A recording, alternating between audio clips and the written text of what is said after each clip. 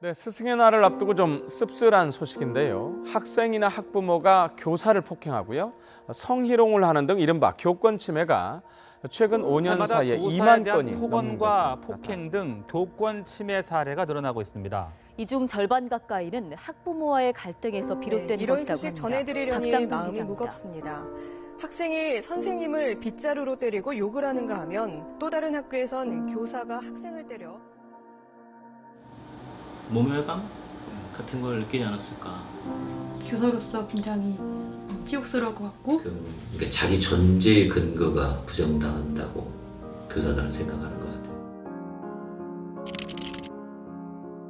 가르칠 교회, 권세권.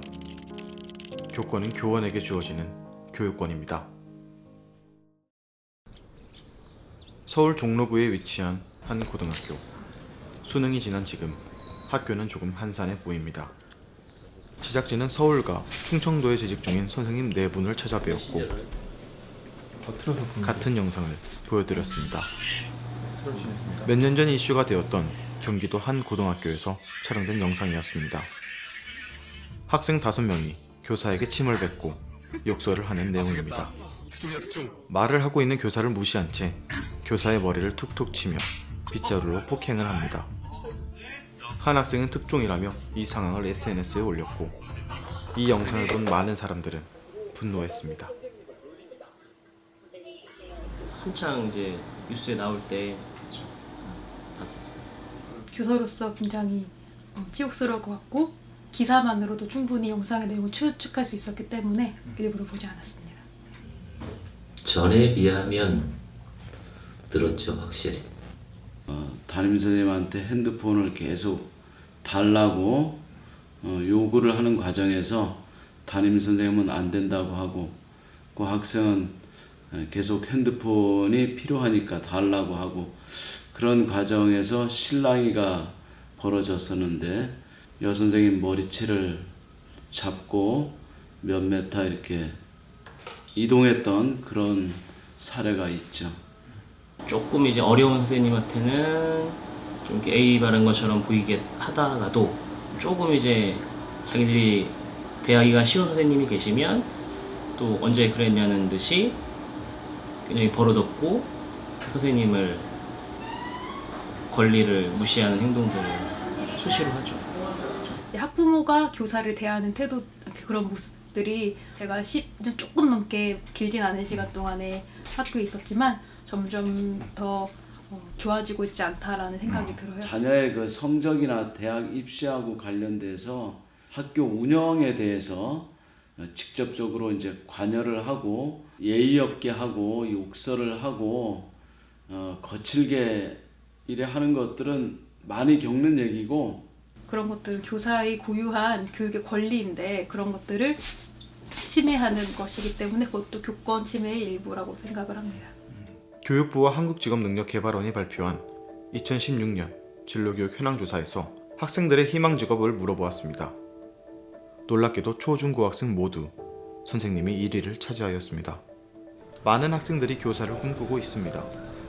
우리 사회에서 교사란 직업은 선망받는 대상이라는 것이죠. 서로에 대한 존중과 교사에 대한 믿음 그런 것들이 전적으로 떨어졌기 때문에 그 사회 분위기가 바뀐 건데 집에서의 부모님과 거의 같은 선상에서 느꼈던 것 같아요. 최근 아이들은 이제 그게 이제 분리가 된 거죠. 그렇죠? 이제 이 학교에 있는 선생님들은 완전히 자기의 사적인 영역이랑은 관련이 없는 자기랑 그 어떤 공적인 관계의 사람이 된 거죠, 선생님들이. 학력이 높은 편이었죠. 전체적으로 낮았으니까. 근데 요즘은 학부모들의 학력이 훨씬 높은 경우도 많아요. 사회 경제적 지위가 높은 경우도 많고 교사에 대한 인식이나 대우에서도 확실하게 자기들이 위에 있다고 생각하는 경우도 꽤 있더라고요. 그러니까 선생님들에 대해서 그나마 어느 선을 지키는 것은 입시에 부정적인 영향을 미칠까봐 사실은 그래요. 선생님에 대한 무슨 존경심이나 이런 건 지금은 찾아볼 수 없죠. 이번에는 교사들에게 직접 물어봤습니다. 우리와 같이 학생에서 교사가 된 많은 이들은 현재 자신의 모습을 후회하고 있었습니다. 10명 중 2명에 해당하는 교사들이 교사가 된 것을 후회한다고 밝혔고 10명 중 3.5명에 해당하는 교사들이 다시 직업을 택한다면 교사가 되고 싶지 않다에 그렇다고 답변을 했습니다. 뒤로 험담을 한다든가 뒷담화를 한다든가 그런 것들을 이제 교사들이 사실은 모르는 게 아니고 학생들한테 자기가 지도하는 학생들한테 그런 것을 당하면 참 교직을 그만두고 싶은 선생님도 이제 한 명의 인간이니까 인간으로서의 어떤 권리 같은 것들은 서로 지켜줘야 되는 건데 균형을 맞추는 게 아직 우리 사회에서 정립이 안 된 것 같은 느낌은 있어요. 교권 침해 사건은 해마다 수천 건에 달할 정도로 끊임없이 벌어지지만 교원지휘법은 제대로 작동하지 않고 있습니다. 학교장이 교권 침해 사실을 알았을 때 치유와 교권 회복을 위한 조치를 해야 하고 사건을 축소하고 은폐하면 안 된다고 명시되어 있지만 잘 지켜지지 않는 것이 현실입니다.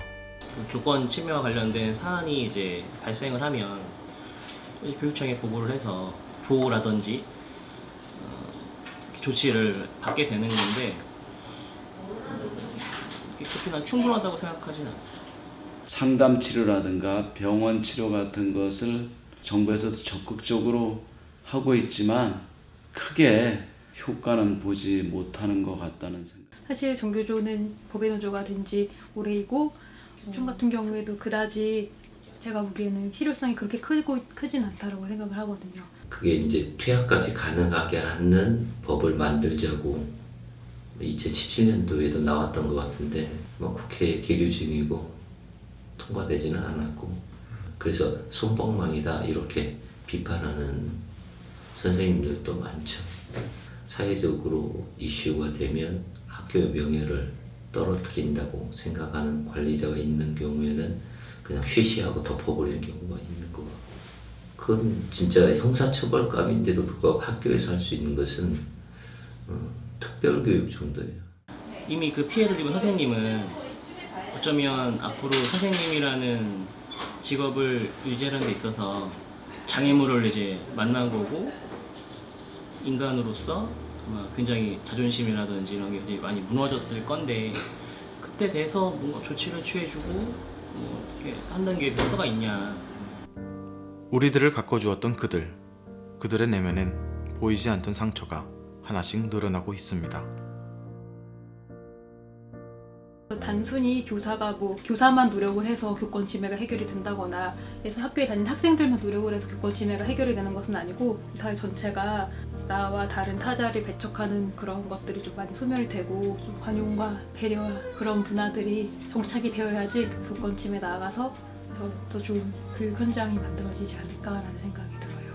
그러니까 선생님들의 교권을 지키려면 선생님들이 먼저 학생들에게 학생의 권리를 지켜주려고 노력을 해야 되지 않나. 그러면 자연스럽게 아이들도 선생님들을 동등하게 대해주지 않을까. 제일 중요한 건 각자 누구나 자기 스스로 생각하고 결정할 권리가 있고 서로가 가진 생각과 입장의 차이가 있을 수 있지만 서로 맞춰가면서 서로에게 상처를 덜 주면서 서로 행복할 수 있는 방법을 찾아 나가는 노력이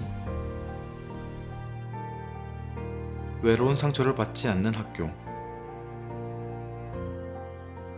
학생과 교사 모두가 존중받고 행복한 학교. 우리가 바라는 교육 현장은 그렇게 멀리 있지 않습니다.